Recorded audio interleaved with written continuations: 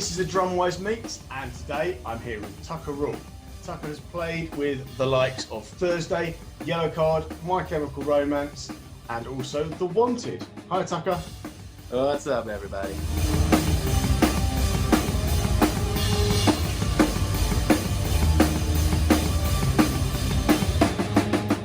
My first question is the typical first interview question. What age did you get into drums, and what bands or artists inspired you when you first started playing? All right, so it's kind of crazy because I didn't get into playing drums until I was 18 years old.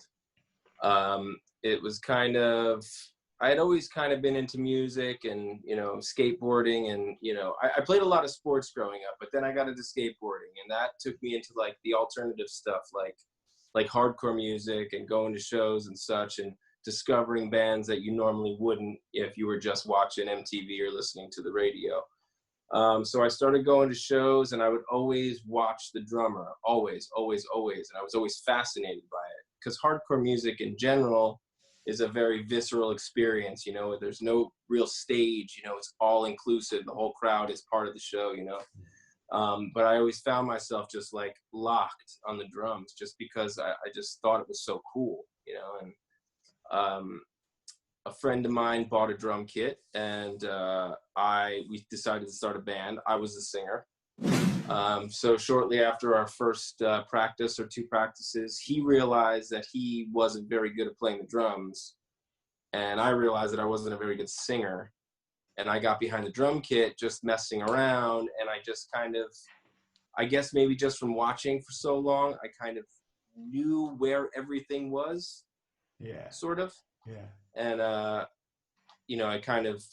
bought the drum kit from him, and I played for like 6 or 7 hours a day, every day throughout, for the first 3 or 4 years that I played drums. So, and I pretty much started Thursday shortly thereafter as well. So everything that's on Waiting, which is the first record, is basically everything I knew how to play. Mm. Cool. And Yeah. when you were first playing, what who did you really look up to in terms of bands rather than drummers to begin with? Like what music did you love? Well, as far as like big rock drums, I always liked Led Zeppelin. I always liked Nirvana was huge for me. I love Dave Grohl. I liked Soundgarden. I always thought Matt Cameron was just phenomenal. But then, as far as the other music, I really liked hardcore music, such as like this band Judge, Sammy Siegler on the drums. He also went on to play for Glassjaw for a little while in rival schools. But then my favorite band in the world is Quicksand. And there's two of my favorite records are Slip and Manic Compression, and Alan Cage on those records. Even their newest record, he's just amazing. So that was like a huge influence on me. And then I got into stuff like the Deftones, like White Pony is like a great drum record for me. I learned a lot from that record. At the Drive-In was a big band for me as well. Tony Hajar is just an unreal drummer, like left to center thinking and just doing a lot of cool rhythms and stuff and such. So yeah, I'm all over the map. Yeah, no, cool. And can you tell us about your first drum set? What it was? So I bought it from my friend Mike Fullington. It was a white Tama Rockstar DX, I believe. Not a very good looking drum kit, but it made sound, and it taught me everything I know today. And then I shortly thereafter, maybe a year later, I kind of upped my game and got a Pearl Session Select, and it was in an orange finish, which I was just so psyched about because I always loved the color orange, and they were just sitting there in a store, and I was like, I have to get these. So I borrowed some money from Mom's, and she went from there. Awesome. So talking about equipment, what's your if we were in a normal world right now and we were all out playing, what's your equipment setup at the moment? At the moment, my all-time favorite kit that I've ever played and that I have right now is a Q Drumco copper kit, all Bonham sizes. So 1426, 1014, 1616, 1618. And then currently I think I have on there the aluminum plate 7x14 Q drum snare. So I love that kit so much. It's interesting. It's different than everything out there, I feel. And but I also have set up right next to it a mahogany Q drum kit, also bottom size, orange sparkle. It's just the bee's knees, both of them. Yeah. Yeah, they do look like stunning kits. They really are. And there's no like bells and whistles, you know what I mean? There's no flames shooting out of them or anything. It's just a cool drum kit that sounds good, that's put together with love by people who are awesome, and nothing rattles, everything is solid, and it's all you could ever ask for. Yeah, good stuff. And we talked about inspiration earlier, but in terms of bands, obviously this is a similar sort of question, but if you had to pick just one, could you pick your all-time favorite drummer? Oh, well, I mean, I guess I could. It would have to be Stuart Copeland, I think. Okay, yeah. He is just a madman back there, and he's hitting so hard and he's doing interesting things and mixing like, punk and reggae together, and I just find it very interesting, and there's a lot of like, you could tell he's going for it every time. Yeah, absolutely. Which I can appreciate. Yeah. Yeah, what an incredible drummer. But then that's a bit of a loaded question because I couldn't really choose just one. So who are your other real influences? Because I feel like we take on a lot of influences, when we first start playing, and then we build up this massive list. So who else is on your list? On my long list, Will Goldsmith from Sunny Day. He was Sunny Day Real Estate. He's just awesome. I said Dave Grohl. I always loved John Bonham. I always loved Levon Helms. Let me think of who else. It's tough to answer this question. Said Stuart Copeland. I love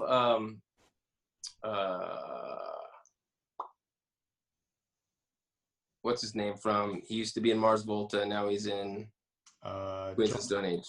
John Theodore. I love John Theodore. He's one of my current favorites. Great guy, great drummer. I love Abe from the Deftones. There's so many floating around in my head that they're all, melding together. It's cool. It's just good. It's good to get a bit of a list so people can go, oh, okay, cool. I'm going to check that guy out because, people don't know about other drummers until they hear about them from someone else. So I also love Aaron Sterling. He's Sterloid on Instagram. He's just phenomenal and like just plays all these crazy setups and gets all these amazing sounds and just he plays rad beats. What else can I say? I find a lot of inspiration from him.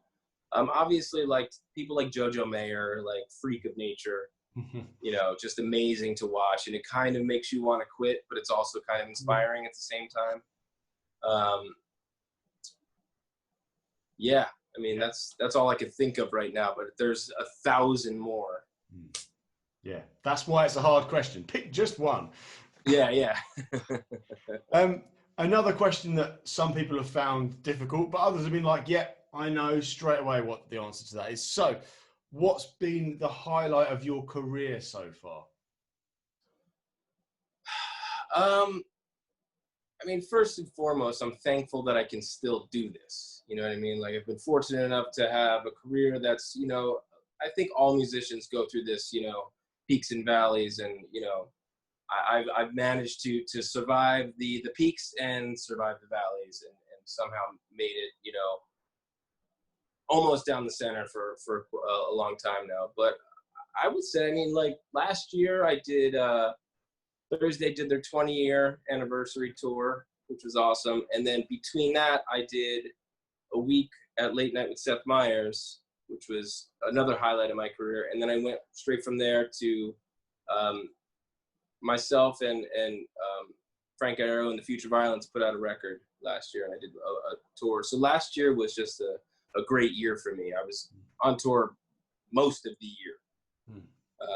And then I came home and had a baby. So it's been a wild like year and a half or so. Yeah, tell me. And then also doing a record with Frank and the Future Violence, we did it with Steve Albini, which was a huge, bucket list thing for me, because who doesn't want to work with Steve Albini? Awesome. And while we're talking about career highlights and, the way your career has taken you, a question that I want to ask you specifically, you've obviously worked with a lot of different artists. So maybe let's take, Yellowcard and then The Wanted. So, very, very different styles of drumming. How do you adapt to that different gig? Obviously, like with a band like Yellowcard, I'm kind of used to sort of having, I've had the punk rock background, fast music background. So that was just kind of, learning the parts. And, their records always had great drumming on them, and, I filled in for that band for about almost 3 years, and it was a good time. But with the boy band, the pop gig, it was, that's so far out of the world that I know. Like you listen to a lot of pop records like that, like boy band records, and there's not a lot of real drums on them anywhere. So it was kind of fun to learn. I worked with the music director on a lot of their newer stuff to try to figure out what program drums could be live drums, so that was an interesting thing, having a music director in the first place. I didn't even know what that was prior, but it was great, and it was a lot of fun. And both gigs, you have to learn your part. And with Yellowcard, they want to hear the song played like the record. With the pop band, they want to hear the song played like the record, or at least as close to. So you're kind of just staying in your lane, learning your part, being cool, and making the gig happen, for your in your zone. You know what I mean? Yeah, totally. And that links me nicely to my next question, which I've been asking everybody. When you first get a gig with a new band or a new artist that you've not played before, how do you learn the material? So do you just just go back and listen to previous stuff, listen to live shows? Do you transcribe stuff? Or are you given a folder of the entire show written out in drum music, and they go, here you go, Tucker, here's the whole show for you? If only. No, honestly, like with a Yellowcard, for example, like they had a career well before I was in the band. So I just went back and I watched YouTube videos of some of their live shows, and I would listen to the songs on the record, and I'd be like, I wonder what's happening here. Like, what are they doing? And I would go find a YouTube video, and I would see what the drummer was doing, and then I would kind of just take that and do it. So basically, I would just show up prepared by knowing the record, but also knowing what they did live previously, if there was a previously. You know what I mean? And with the boy band, it was a very similar thing. I kind of went back in time and watched a lot of other boy band. Like I watched some NSYNC live shows just to see what the deal was. You know what I mean? What the setup was for the drum kit and what people were using, and how I ended up using a Bonham kit for that too, so it didn't really matter. But and is it also different with that? Like again, just taking those as examples. I'm guessing that the Yellowcard stuff isn't to a click, whereas the Wanted stuff probably very much is. Yes, the Wanted stuff was completely to a click, and strangely enough, the Yellowcard stuff was also to a click. The whole show was all on a grid, controlled by myself, which was kind of scary, but you know, because you never know what's going to happen. And when I play, I'm kind of all over the place. Like things get knocked over, and spit and sweat and sometimes blood go all over the place. So I just had to make sure that those computers behind me were you know, nicely situated. Yeah. Awesome. And actually, you're linking my questions really nicely here. Have you ever had anything go wrong on stage that you've had to recover from? You know, whether it be a laptop go down or, you know, a cymbal go down. Absolutely. And this is a funny one. We were playing in Philadelphia with the boy band, The Wanted. And we were playing their summer hit called Glad You Came, which was a very big song. I know it was a big song in the UK, and it became a big song over here in the States. And I believe it was like second to last in the set. And all of a sudden, my whole pack and ear monitor went down completely. And all the boys turned around and looked at me because like all the tracks had stopped as well. And the tracks were not controlled by me. They were controlled by the MD. So something happened where everything went down, but they could still hear the tracks in their ears. Oh, okay. So it was really strange. So like they could tell, like the one of the singers, Jay, was looking at me like, and I was like, I can't hear anything. And he just started going like this, like Giving you a click. Giving me like the beat of the song so I can at least play along to the house track. Yeah. Which is, it kind of sounds like weird and cheating that there's, you know, once that goes down, the whole show goes down. But it's that's what it's about. You know what I mean? Figuring out whatever way it is to solve the problem, you know, even if it's in total humor and comedy, you know? Yeah, absolutely. Yeah. And that's a good lesson in the fact that, you know, even if you can't hear what you're playing along to, you keep going. Also, what's the big deal? There's another show tomorrow. You know what I mean? Like you can always room for improvement, always ways to be like, well, that's the first time that's ever happened. So let's be mindful that could happen again, you know? And one day I'm going to do this interview with this guy that runs a UK drum school, and he's going to ask me what's the most crazy thing that's ever gone wrong. And I can use this as an example. Absolutely. Sometimes technology is not your friend. Yeah, exactly. And believe it or not, my next question is, do you use any electronics live? So, I mean, we've kind of covered that really, but have we been friends in a past life? I feel like we're in sync here. No pun intended. I use a Roland SPDX to trigger stuff. Like with Thursday, sometimes our keyboard player doesn't play with us, and so he's put all of his parts onto Ableton, and so I trigger that from my Roland pad. But other than that, not really. But currently for practicing, and I do some drum covers with a bunch of friends called the Indie Drummer Collective for Instagram and Facebook, and I use a Yamaha EAD10, which is a drum module that kind of hooks onto your kick drum rim, and it's seriously one of the best purchases I've ever made as a drummer. It hooks to your monitors very well, so you can actually hear like mic'd drums in your monitors. It's one microphone, but it's picking up everything. It sounds great, and when you go to play along to a song, like if you're doing a cover, it gives you a built-in metronome to the song. So you can actually sync up and play over top of the already there drums, which is amazing. Right. I've never used one of those, but I've heard about them.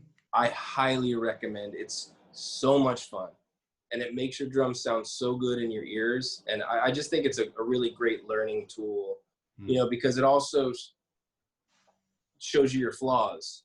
You know what I mean? Like if you're playing ghost notes that you're, you know, acoustically, and you're like, oh, this sounds great. But then once you hear it like clear, and you're like, oh, that's completely off. Why are you doing that? You know what I mean? So it brings out your flaws, which in my opinion, make you get better.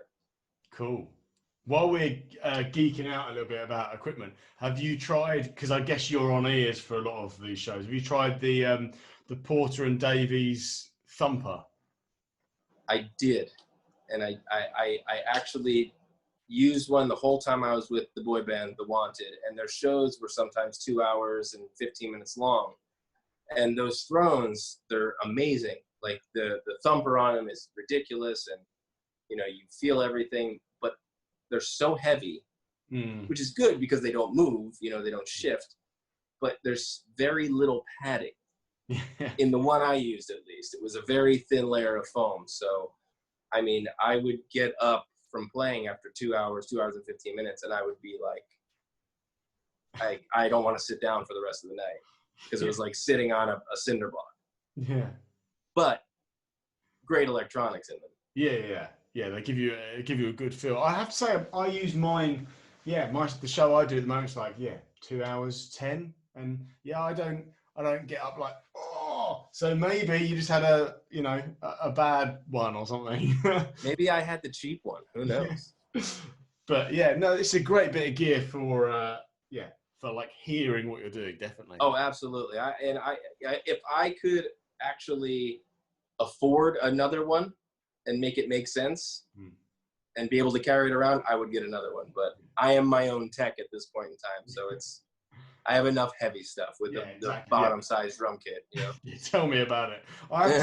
My main gig at the moment, well, it would be at the moment, is like a touring theatre tribute awesome. to Led Zeppelin and Deep Purple.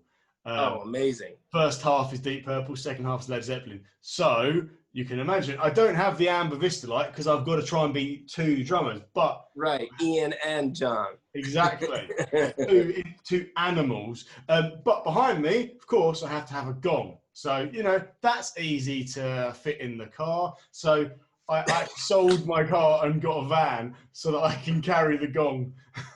You know what's funny that you say that? How many of us drummers have had to purchase a new car to fit their lifestyle? You know what I mean? Normally you just, you get a car that you like or whatever, a car you can afford. No, but us, we need to get a car that fits the gong and the bottom drum kit and can carry the weight of a Porter and Davies throne. Exactly. Yeah, it's changed my car choice over the years. I went out and bought myself, like a long time ago, I went and bought a sports car. I think in the US it's called a Nissan Fairlady. Okay. A two-seater thing it's like a 90s, like with a removable roof. And I drove it home, and then I had a gig, and I was like, hang on, how am I gonna, I wasn't playing very much those days, and I was like, this isn't gonna fit in the car. This is bad. So I just went out and bought a really cheap car, and just in there, But totally. Sometimes you need it. You know what I mean? Exactly. So, going from drums now to hobbies, and cars have been always one of my hobbies. What are your hobbies away from drums? Well, I like to draw. I recently got back into drawing. I used to do it a lot as a kid, and then I didn't do it for a while, and I became shit at it. But then I recently got back into it. Funny enough, drawing on like drum heads and stuff like that, like just doodles. But it just became a lot of fun for me. So that, and also like I said, I just had a baby in March, so I've kind of got no time for any hobbies anymore. Yeah. Oh well, March. So right. Yeah, and I bought a house as well, so I'm like. So I guess fixing things in my house, making things for my house, feeding my child, and trying not to go insane from COVID-19. So I think those are my newest hobbies. Yeah, a good list of hobbies. And I also exercise a lot, that's a new thing for me. Yeah, so. It needs to be a new thing for me as well, to be honest. Because again, the links between questions here are just amazing, because this has literally rolled the best out of all 55 interviews I've done. Because the next question is, what's your favorite cookie? And obviously from that point, exercise. My favorite cookie. All right. Okay. So are you familiar with Milano cookies? See, I think this is the problem. When I wrote these interview questions, I was interviewing UK drummers. And of course, when I say what's your favourite biscuit, we've got, you've probably spent loads of time in the UK. So we've got I have. our hobnobs and our, rich teas and our bourbons. But when all the like US drummers I've spoken to, like, I either don't know them unless it's an Oreo, or it's generally chocolate chip cookie. Right. So no, I don't know it, but But carry on. that's why I had to preface the answer with, do you know? Are you familiar with? Because I mean, it's not a, I don't, maybe it's a common cookie here, I'm not sure. But it's basically like a wafer, like an oval. And it's got two wafers, one on top, one on bottom, and then mint in the center. So it's almost like, are you familiar with an Andes candy? No. I'm missing out. This all sounds like good stuff. Maybe I'll send you some. Well, I wouldn't recommend that because one of the first interviews I did was with Steve Ferroni. I don't know if you know Steve. Oh, I don't know him, but I would like to know him. Amazing. Legend. And absolutely. he was really into Cadbury's whole nut, and he said you can't get it in the US, and the Cadbury's that you can get in the US is shit. Shit, yeah. This is what he said. He said it tastes horrible. So I sent him 3 bars of it, and it cost me £12.50 to send it. That's like $20 US. Yeah, exactly. Yeah, to send 3 bars of chocolate that cost. Yeah. I don't know. But your heart was in the right place. Exactly. But yeah, feel free to send me loads of chocolate. That's fine. All right. Okay. All right. Maybe I will. Let me see if I can. If I'm brave enough to go to the store, I'll do that. Yeah. Well, from tomorrow here, we have to all wear a mask legally in the shops. So it's going to be, a weird one. Yeah. It can't get any weirder. I'll just tell you. Yeah. And the second part to that question is, are you a dunker? Well, no, because I don't know. When I was a kid, yes, like chocolate chip cookies and like whatever milk I drank then. I don't know, and I was never a milk drinker, to put it bluntly. But I don't really dunk too much because I don't. For some reason, having floaties in my beverage freaks me out. Yeah, that's the Instagram clip right there. That's the pull out. Yeah. Quote that goes right here. Yeah. Again, I've spoken to so many people, and it's funny. Someone asked me. He reversed the question, and he said, if you were to dunk in your tea and the biscuit was to break off, would you A, just drink it, or B, throw it away and start again? So what would you do? I mean, I go fingers straight in, pick it up, see if it holds together, and just eat it. Then dump it, then get another one and not dunk. Yeah. And then sometimes you get the danger dunk when you dunk it and you're like, how long can I leave this in for? Yeah. Like 5 seconds? Because the longer the better. Absolutely. Yeah, absolutely. That's as much fun as you can have being an adult. Yeah. It's like, that's like, especially having kids, it's like, ooh, how long can I hold this cookie before it breaks? Ooh, I'm a bad guy. And then you have to do it. My little boy is 2.5, so he's at this stage where if he sees you eating a biscuit, he goes, can I have some? So you have to do it like, you have to open the cupboard door so he can't see you, and you're like, yeah. He's eating his dinner over there, and then you're like eating this biscuit, this yeah. But you have a carrot in the other hand and you pretend that you're eating something healthy. You're like, no, I'm eating a carrot, and I know you don't want that. Exactly. And then another guy, I'll just tell you, tell me if I'm boring you with this. Not at all. Another guy said, and this has changed my life because this is amazing. So you know what a milk chocolate hobnob is? Yeah. Yeah. Right. Mm-hmm. So he said, do an espresso, like a little espresso. Put the milk chocolate side down on the espresso. Okay. Leave Okay. it for like a minute, 2 minutes. Come back, take it off. You'll have first of all, you have a chocolate ring on the cup. Yeah. And Okay. second, and this is true, you eat the biscuit, the cookie, the hobnob, whatever it is. You know what I mean? Yeah, And yeah. it's like got like a coffee infused taste to it. Yeah, because yeah, is it actually hitting the coffee or is it just hitting the foam kind of and it's being heated from below? Yeah, it's just being like heated and the coffee's just kind of flowing into the biscuit and it really does work and That's next level. it's changed my life. It's Yeah, incredible. I suppose that's any next level. chocolate kind of cookie you could put on top. Yeah. I would I say back that. I would say I I'll back send you that. some hobnobs, but I don't want to spend $20. Exactly. Yeah, yeah, yeah. I'll spare you from that. Although if you send me some, I'll send you some. Right. Deal. So the last serious question now. Although they were serious, people want to know about Yeah, absolutely. stuff. Not everything is drums, you know. Sometimes cookies Exactly. and Quite. cars. Yeah, totally. So, if you could give just one bit of advice to up and coming drummers, you know, people that want to make a career out of drums, whether it be like recording or touring or teaching or whatever, what would your advice be? I mean, honestly, and I've said this before, be cool. You know, be somebody that people want to be around.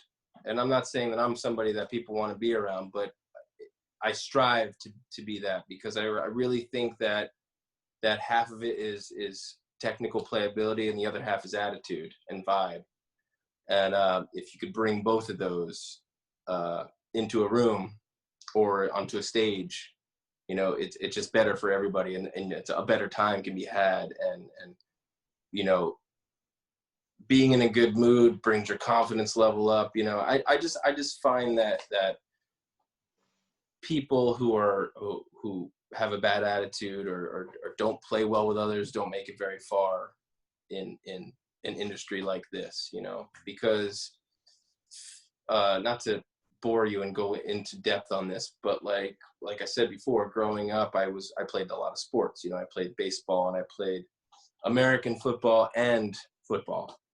And I learned how to be on a team, you know, and a team is like a band, you know, you're playing together. But then I also was really into skateboarding, and that's very, very by yourself, you know what I mean? It's just you and your skateboard, and you go with friends, but it's basically you're learning tricks by yourself.